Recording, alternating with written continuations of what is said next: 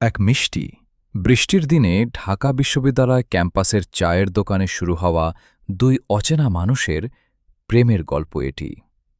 বৃষ্টি আর ক্যাফেইনের আড্ডায় শুরু হওয়া সেই সম্পর্ক সময়ের সাথে পরিণত হয় এক চিরন্তন ভালোবাসায়।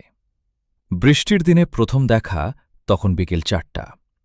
হঠাৎ ঝুম বৃষ্টি শুরু হওয়ায় নীলা ক্যাম্পাসের এক ছোট টিনের দোকানে আশ্রয় নেয়। সেখানে আগে থেকেই বসেছিল আরিফ, ভিজে চুপচুপে।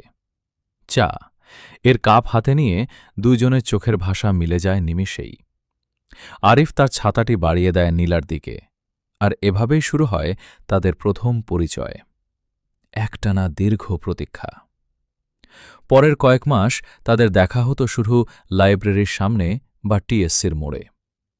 আরিফের সেই শান্ত স্বভাব আর নীল চোখের চাহনি মুগ্ধ করত নীলাকে। অন্যদিকে নীলার উচ্ছল হাসি আর সারলো আরিফের একাকী জীবনকে রঙিন করে তোলে।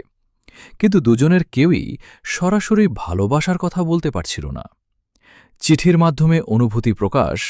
ভ্যালেন্টাইন্সের ঠিক আগের রাতে আরিফ একটি পুরনো বইয়ের ভাঁজে নিজের মনের কথা লিখে নীলাকে উপহার দেয়।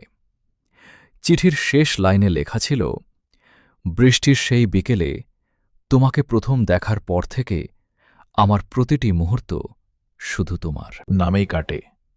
তুমি কি আমার গল্পের নায়িকা হবে?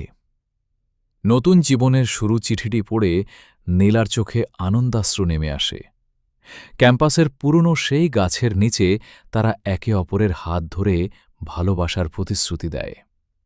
পরবর্তীতে দুই পরিবারের সম্মতিতে তারা বিবাহ বন্ধনে আবদ্ধ হয়।